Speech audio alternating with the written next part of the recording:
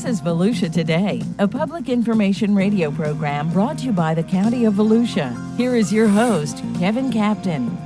Good morning and welcome to Volusia Today. I'm Kevin Captain, the county's Community Information Director. Thank you so much for joining us on Volusia Today. Volusia Today is made possible by our sponsors, the Daytona Beach International Airport, the Ocean Center, Volusia Recycles, and Votran Public Transportation. Today I'm joined by co-host Clayton Jackson with Community Information. Good morning, Clay. Happy holidays, Kevin. How are you doing today? I'm doing great. You know, right? Christmas Eve is tomorrow already. It's around the corner, and I just can't believe it. We need to do a little retrospective of the calendar year because there's a lot of good things to celebrate that, despite the hurricanes, a lot of good things to celebrate this year that we did and accomplished in county government. Oh, absolutely, absolutely. Well, today we have with us in the studio Deputy County Manager Suzanne Konchan. Good morning, Suzanne. Hey, good morning, Kevin, Clayton. Hey, good morning. So, you know, you are one of the busiest ladies in county government. You are the conduit between the division directors, the department directors, all of the activity project managers, all the operations managers, the county council, and your schedule is constant, almost constant meetings. How do you do it every day? And what does a typical day look like? Or is there anything typical? Well, you know, I think that's what's so exciting about the job I get to do is days are not all that typical. Maybe the one constant is I do go to a lot of meetings, and when people ask me what I do, I jokingly say I go to meetings. But what is atypical is that I have such a wide variety of topics that I get to touch upon every day that it is fast moving. You know, the days don't drag on for me. I come in at 8 o'clock, and before I know it, it's dark outside and it's flown by. But, you know, it's an interesting position. We have over 2,000 employees in the county. We have over 40 divisions that represent just a wide variety of services and operations that my days are very different. You know, some days I start at the airport and I have an opportunity to meet with Cyrus Callum and our team out at Economic Development and the airport, and I might be dealing with issues like air service. Sure. Or economic development or any of the, you know, range of issues that department faces.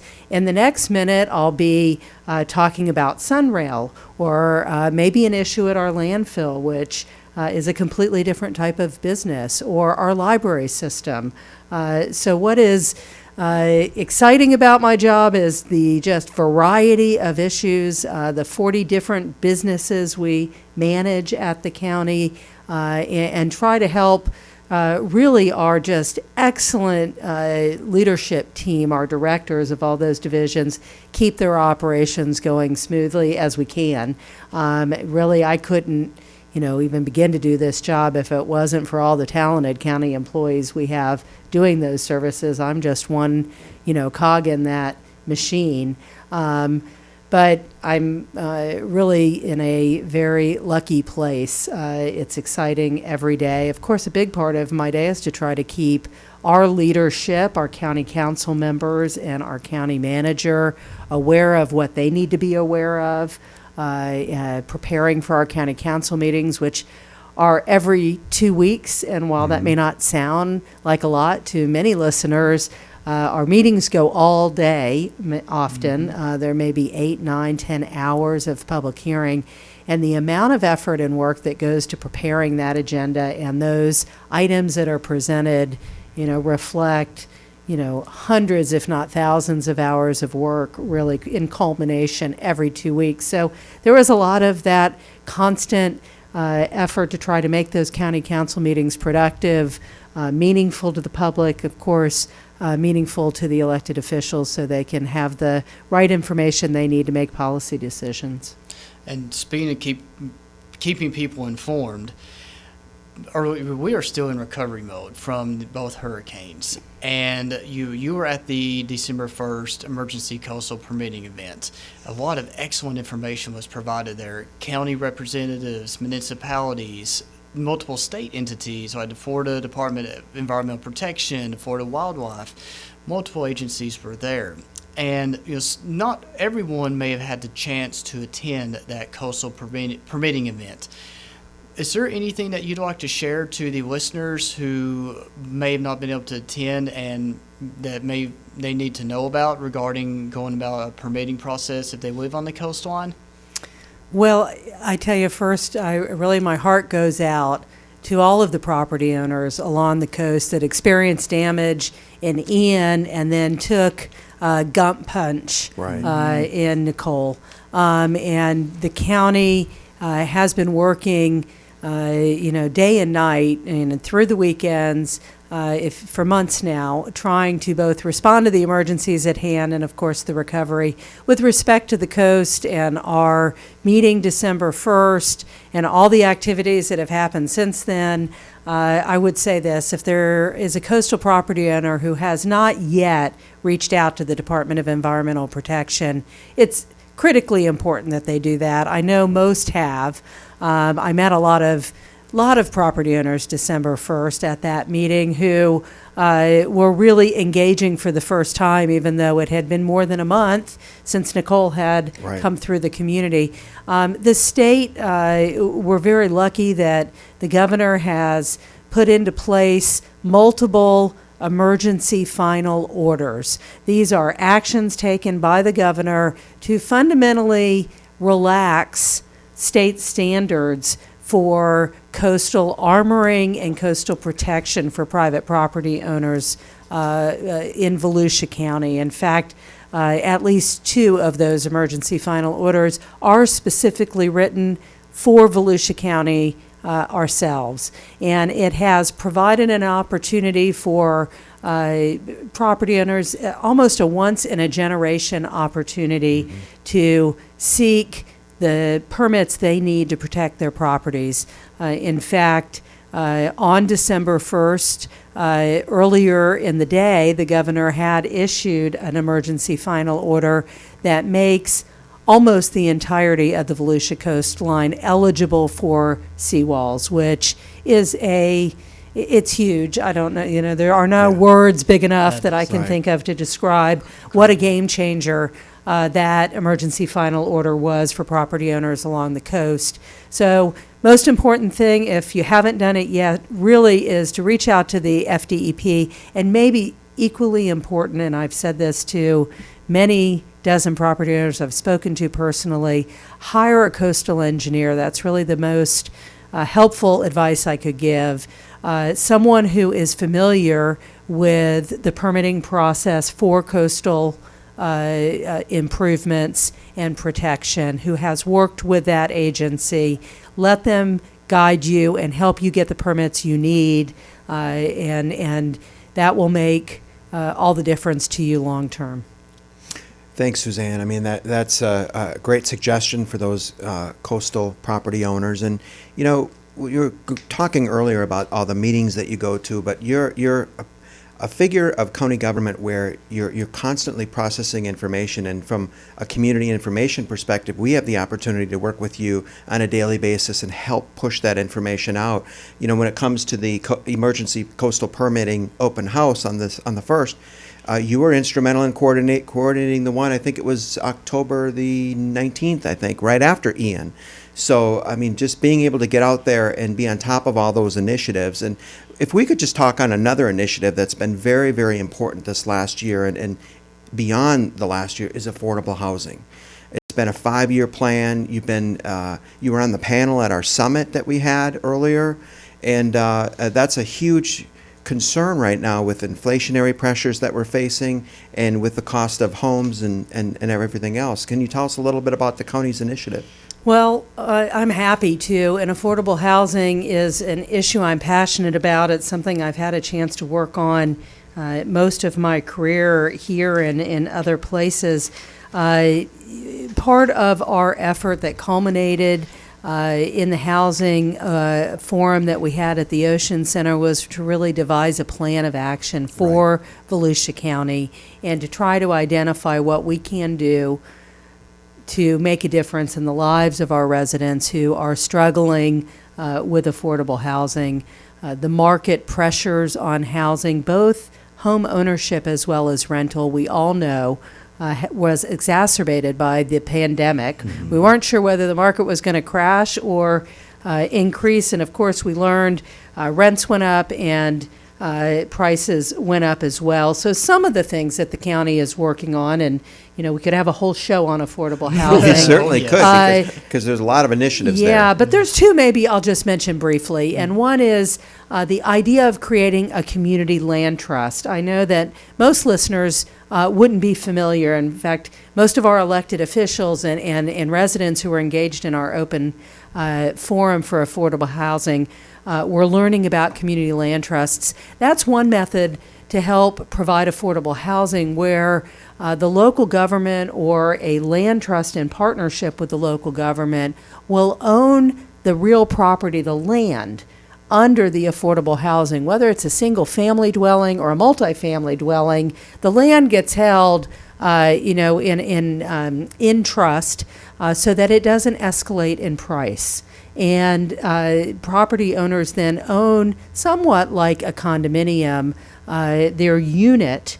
And that theory is, while the unit may appreciate with the market, the land itself will not appreciate and keep the cost of that housing affordable over the long term. And usually those trusts are intended to keep the land in perpetuity in that trust. So it's one method to try to build housing that is affordable to the workforce and keep it affordable for multiple generations. So, we do want people to, climb out of poverty and to be successful. But the idea behind affordable housing is if we're going to put public dollars into that program, there are dollars, they're going to stay in that program for generations and make a difference in many families' lives over the course of decades or longer.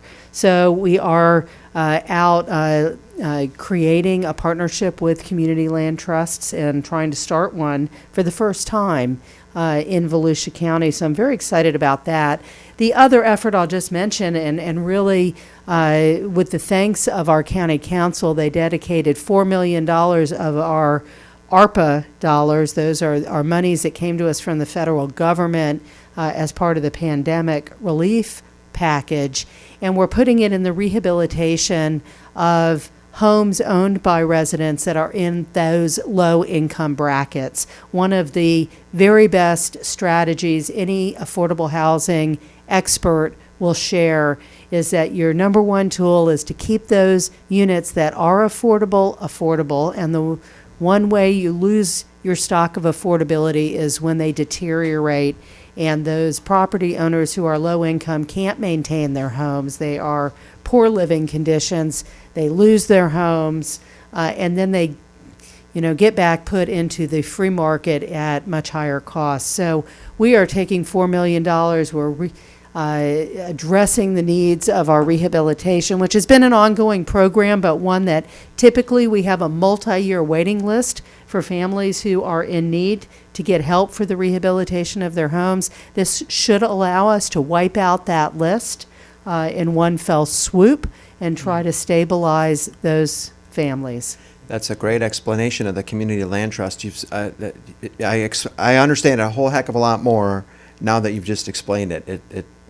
It's like a co-ownership almost. That's correct. And really the county's been stepping in all through pretty much since the pandemic to help people who've been impacted by COVID, loss of job, loss of income, so forth. I know the Community Assistance Division, they were administering the COVID-19 rental and mortgage program, and then the emergency rental assistance program. So ongoing programs on and on that have really stepped up to help our citizens. And even the Section 8 program that is administered through the County of Volusia, in a matter of 2 days, I think they almost got 6,000 applications. I mean, incredible. I joked with the director that said, if you just couple more and you would have broke that 6,000 mark.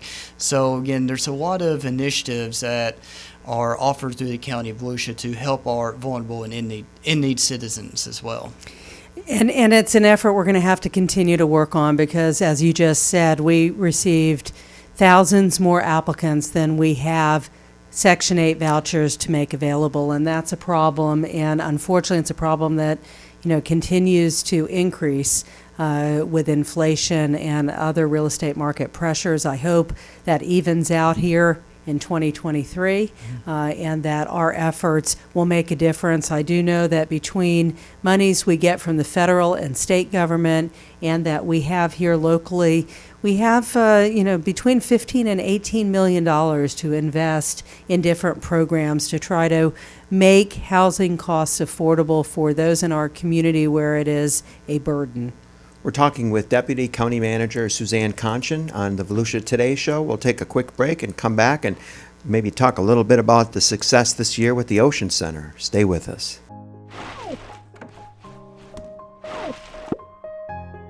Volusia County is our home.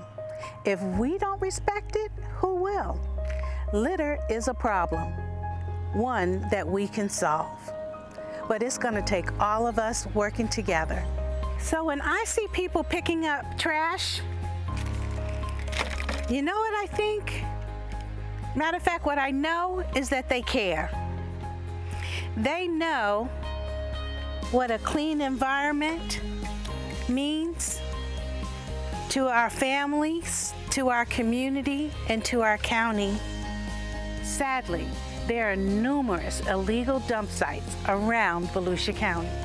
Cleaning up these sites costs the county and our residents more than $100,000 annually, and you can help. Don't illegally dump tires, trash, or hazardous materials in our environment. Take them to the landfill where they belong. And if you see any illegal dumping site, please report it. What matters is that we all do our part. Don't be a litter bug, and pick up litter when you see it. Every litter bit counts. Let's keep Volusia beautiful.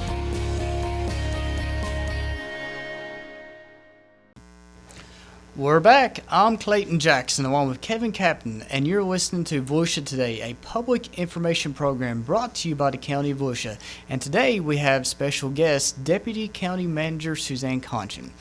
So, with it being the holiday season, many people will be traveling into the county as well as to be leaving the county to maybe visit their family elsewhere. I know I'll be leaving to go visit my family in Kentucky.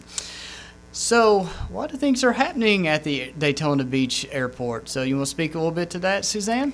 Well, I appreciate the question because I'm so excited about what's going on at Daytona Beach International Airport. Of course, if you haven't been to the airport recently, you'll be pleasantly surprised to see how beautiful our remodel has turned out. It was really a convenient, beautiful airport to fly out of.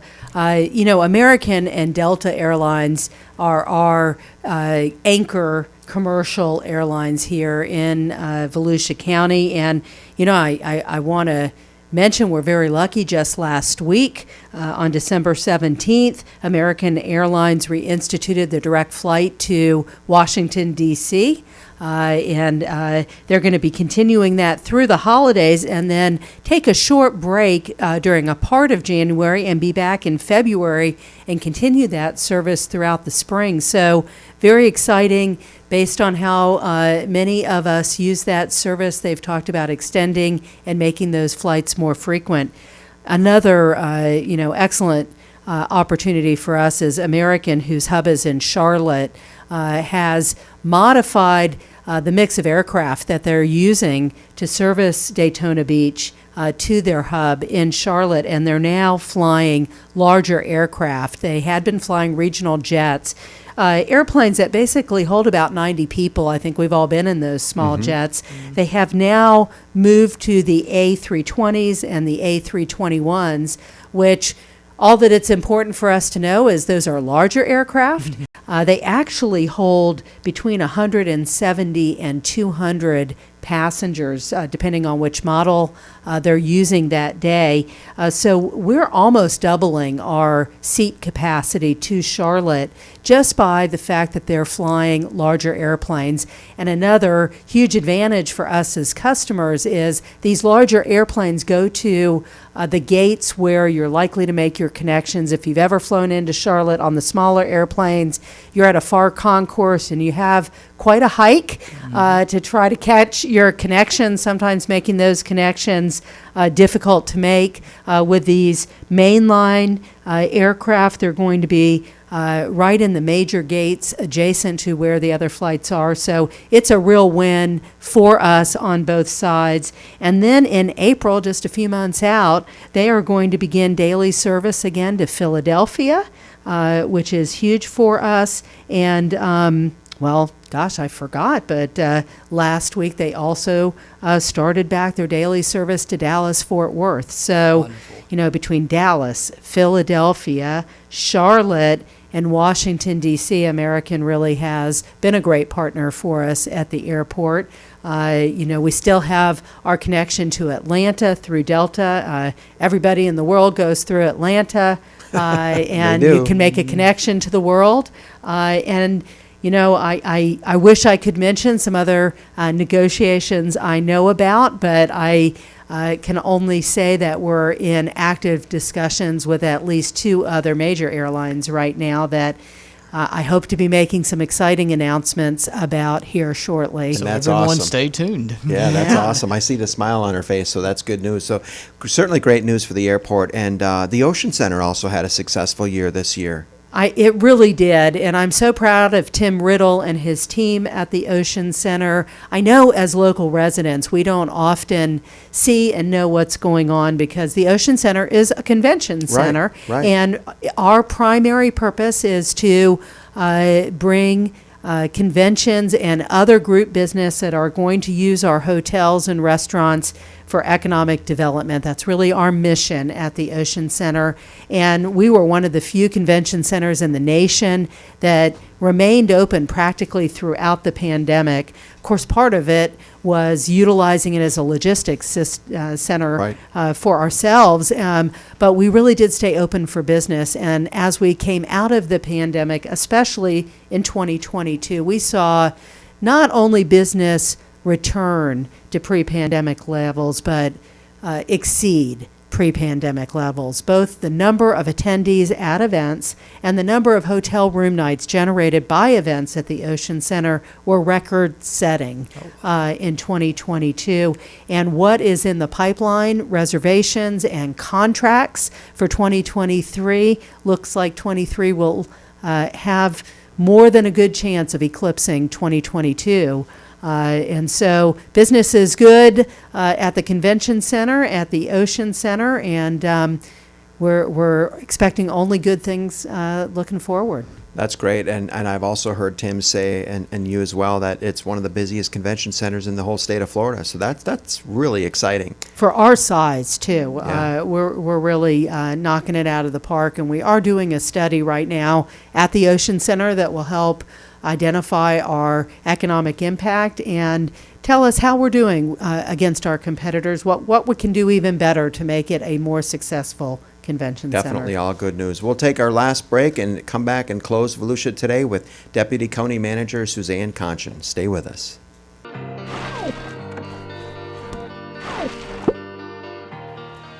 Volusia County is our home. If we don't respect it, who will? Litter is a problem, one that we can solve. But it's going to take all of us working together. Did you know that Volusia County has several programs and events that can help keep our coastal environment clean and litter-free? You can become a jetty ambassador, participate in a waterway or coastal cleanup, utilize a fill-a-bag station, organize a beach cleanup, or adopt a beach. I walk the beaches every day. I see the pollution that's around, and I want to make it better. And each and every one of us have a part in this. We have receptacles everywhere in Volusia County. Make sure you use them. That's why they're here. The problem is serious, and one we have created. Well, you don't have to go far from the beach to see the effects of it, you can come right here to our Marine Science Center and see our turtles and our birds and the effects that it takes on them. Many of them were suffering from being caught or entangled in fishing line and gear left in the environment, or ingesting litter and trash such as plastic bags and balloons. This can lead to severe injury or even death. What matters is that we all do our part to fix it. Don't be a litter bug, and pick up litter when you see it. Every litter bit counts. It is up to all of us to teach all of them to what? Keep Volusia litter-free. Keep Volusia beautiful.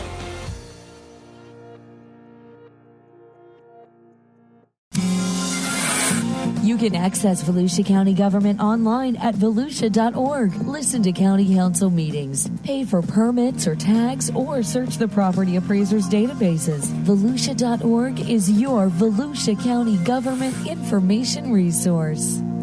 We're back. I'm Clayton Jackson along with Kevin Captain, and you're listening to Volusia Today, a public information program brought to you by the County of Volusia.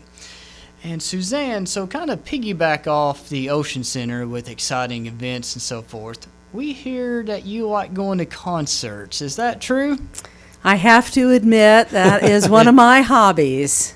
And a hobby that you frequent quite a bit, I hear as well. Well, I try. I tell you, there's so much music and not enough time. But, here at Volusia County, we work hard, and I do urge all of us to make sure that we have some downtime to recharge our batteries. And for me, live music really does energize me. I have a lot of fun going and hearing great music act. Well, I know that you're an influence on me to try to get me out of the 70s and 80s rut, but we lost Christy McVie earlier this month, and I know that you've named off some of the bands that you go to see, and I have to admit I've never heard of some of them, but what are some of the ones that you've seen?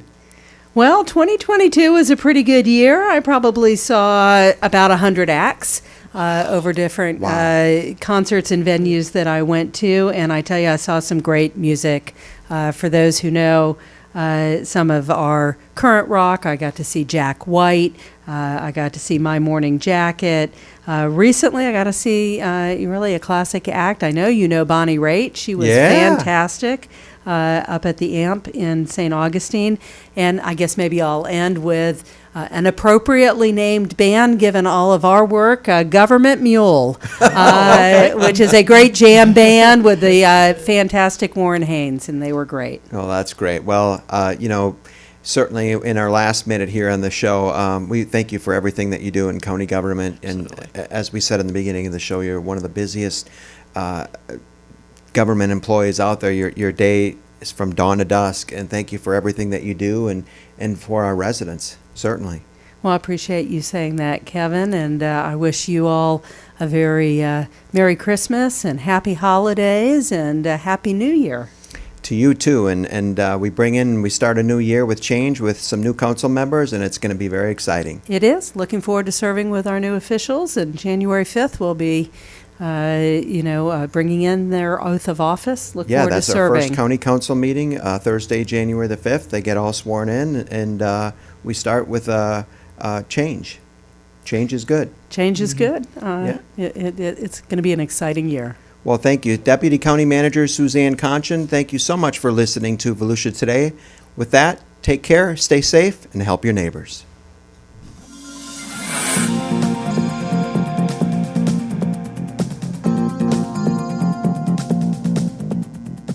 If you have a comment about Volusia Today, or if there is a topic you would like to hear featured, please contact Volusia County Community Information at 1-866-345-0345.